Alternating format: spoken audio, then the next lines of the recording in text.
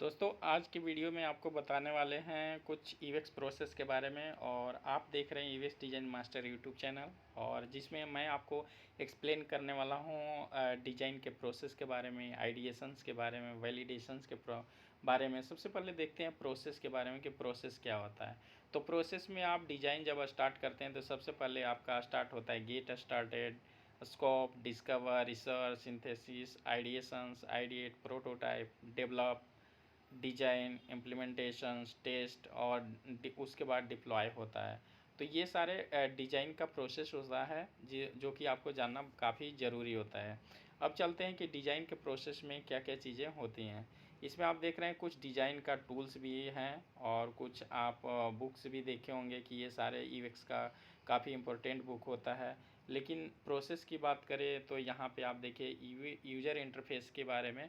तो user interface में क्या क्या चीज़ें आती हैं वो आप देख सकते हैं। कंटेंट आता है जिसमें आप पिक्चर हो सकता है, आइकनोग्राफी हो सकता है, उसका लेआउट होता है। तो हम जब यूज़र इंटरफेस बनाते हैं तो ईवाई का पार्ट्स में ये सारे चीज़ें एलिमेंट्स पे ध्यान देना होता है। जैसे कि अब ईवेक्स क्या है, यूज़र इंटरफेस क्या होता है, आप यहाँ पे देख सकते हैं। यूज़र एक्सपीरियंस, यूज़र इंटरफेस में हमें किस किस बातों पे ध्यान देना होता है।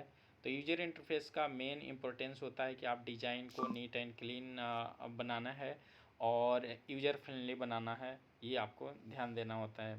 दूसरी बात है कंटेंट का।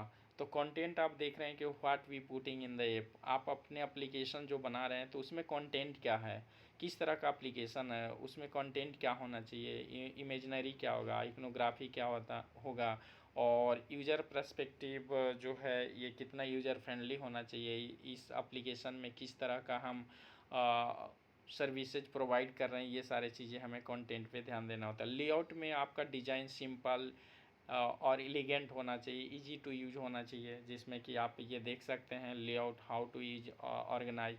क्योंकि नेविगेशन और पेज का लेआउट ही डिज़ाइन को परफेक्ट बनाता है। अगर आपका यूज़र का नेविगेशंस पॉइंट्स और पेज का लेआउट अगर सही नहीं होता है और ये कन्फ्यूज़न है तो आपके एप्लीकेशन पे ट्रैफिक कम आ सकते हैं। तो ये आपको लेआउट में काफ़ी ध्यान देना ज़रूरी होता है।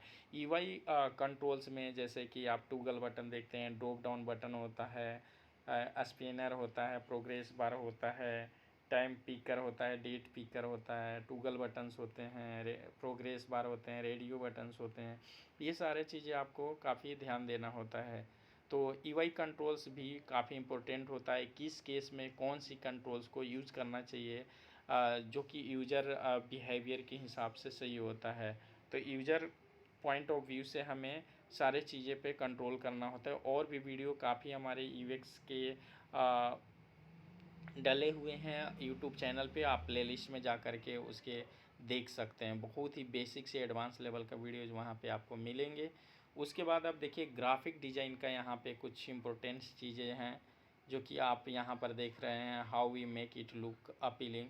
तो अगर ग्राफिक डिज़ाइन की बात करें तो ग्राफिक डिज़ाइन में typography, colour, images, use of spaces पे काफ़ी ध्यान देना होता है।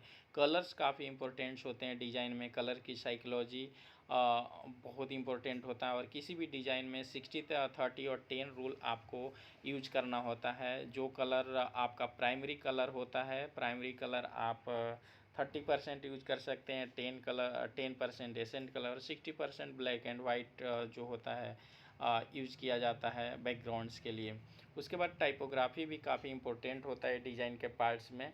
और हम जो डिज़ाइन बनाते हैं उसमें H1, H2, H3 ये सारे टाइटल क्रिएट करते हैं। और उसके बाद आप देख सकते हैं कि जब हम टाइपोग्राफी क्रिएट करते हैं, चाहे एडोबी XD हो, फिग्मा हो, स्केच हो, और ये जितने भी टूल्स हैं उसमें हमें टाइपोग्राफी पे काफ़ी ध्यान देना होता है। और जो टाइपोग्राफी होता है वो काफ़ी नीट एंड क्लीन होना चाहिए। और इसमें हम सेरिफ फॉन्ट नहीं यूज करना चाहिए। कभी कभी आप टाइटल में यूज कर सकते हैं, बट सैंस सेरिफ फॉन्ट जो है काफ़ी यूज होता है डिजाइन में, विदाउट टिक्स वाली। तो ये सारे चीज़ें काफ़ी इम्पोर्टेंट होता है यूआई डिज़ाइन के मामले में। उसके बाद आप ब्रांडिंग की बात करें तो ब्रांडिंग भी एक बहुत ही इम्पोर्टेंट होता है। किसी भी चीज़ का ब्रांडिंग में हमें ध्यान देना होता है, उसके शेप के बारे में, उसके कंसेप्ट के बारे में, उसका कलर्स के बारे में।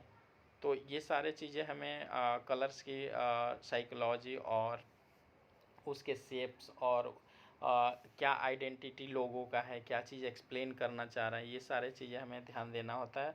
और इस पे हमें ब्रांडिंग डिफ़ाइन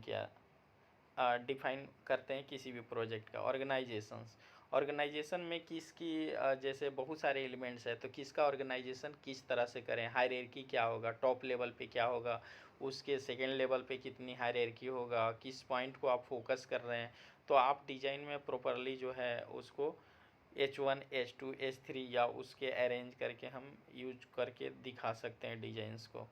उसके बाद आप देख सकते हैं अलाइनमेंट भी डिज़ाइन में काफ़ी इम्पोर्टेंट होता है। अगर alignment left right centre zigzag होता है तो उसमें आपको काफ़ी प्रॉब्लम होता है, कंसिस्टेंसी नहीं माना जाता है डिज़ाइन में। तो हर एक चीज़ को आपको ध्यान देना है कंसिस्टेंसी के हिसाब से। हर एक एलिमेंट को, जितने भी एलिमेंट्स हैं उसका अलाइनमेंट प्रॉपर अलाइन होना चाहिए एक ऑब्जेक्ट से दूसरे ऑब्जेक्ट के बीच में। उसके बाद EY पैटर्न्स है। EY पैटर्न्स में बहुत सारे हमें पैटर्न्स यूज करना होता है। जैसे आप टेम्पलेट बना लिए हैं एलिमेंट्स का और वो बार बार टेम्पलेट को यूज़ करना है, ये काफ़ी आसान होता है EY पैटर्न बनाने से, ताकि आप कहीं भी किसी भी एलिमेंट्स का कंपोनेंट को अगर एक बार चेंज करते हैं तो आपको सारे पेजेस पे जहाँ जहाँ भी आप इस एलिमेंट को यूज़ किए हैं वो आप प्रॉपरली चेंज हो जाता है। उसके बाद इंट्रैक्शंस जो हैं, इन इंट्रैक्शंस के बीच में आप यूज़र इंटरफेस कैसे काम कर रहा है और उसका यूजेबिलिटी सारे चेक करते हैं कि अगर आप किसी स्क्रीन पे एक पार्टिकुलर स्क्रीन पे क्लिक करने के बाद वो कहाँ पे क्लिक करने के बाद किस स्क्रीन पे नेविगेट हो रहा है, ये चीज़ें इंट्रैक्शंस के अंतर्गत आता है। एनिमेशंस भी काफ़ी इंपॉर्टेंस होता है। कभी कभी यूज़र को प्रॉपरली डायरेक्शन बताने के लिए हम एनिमेशंस भी यूज करते हैं। तो ये आप देख रहे थे EY डिज़ाइन के बारे में। उसी तरह से इंट्रैक्शन डिज़ाइन के बारे में अभी आप देखेंगे। उसके बाद इंफॉर्मेशन आर्किटेक्चर में क्या क्या चीज़ें यूज होते हैं, काफ़ी डिटेल में है और ये वीडियो हम आप आगे भी आपको एक्सप्लेन करके वीडियोज़ में बताएंगे। उसके बाद है डेव में आप देख सकते हैं कि डेवलपमेंट में अगर आप UX डिज़ाइनर हैं, UI डिज़ाइनर हैं, तो ये बेसिक चीज़ें डेवलपमेंट में क्या क्या चीज़ें यूज होती हैं, ये सारे चीज़ें आपको जानना ज़रूरी होता है। उसके बाद है बिजनेस एनालिसिस बेसिक्स भी आपको जानना चाहिए। जितना भी आपको बेसिक चीज़ें नॉलेज होंगे वो आपको कहीं भी अगर इंटरव्यू देते हैं या किसी भी तरह के कंपनी में आप जाते हैं तो ये आपको काफ़ी हेल्प करेगा। एजाइल प्रोसेस भी आप जानते हैं कि सॉफ्टवेयर कंपनी में एजाइल प्रोसेस के माध्यम से ही काम किया जाता है। कितने टास्क किस वीक में कंप्लीट करना है, क्या डेडलाइन है, कब कंप्लीट करना है, ये सारे चीज़ें जो है एजाइल प्रोसेस के माध्यम से डिफ़ाइन किया जाता है। और उसके बाद आप देख सकते हैं, ये तो आप डिस्कवर में क्या क्या चीज़ें हैं, field study, diary study, user interview, stakeholder, realistic empathy mapping, ideations. उसके बाद आप डिज़ाइन देखेंगे, उसके बाद वैलिडेट देखेंगे।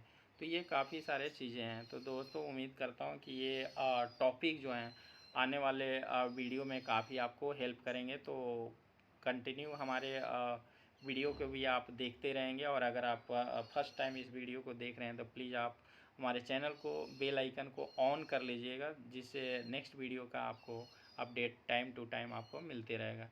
तो दोस्तों बहुत बहुत धन्यवाद।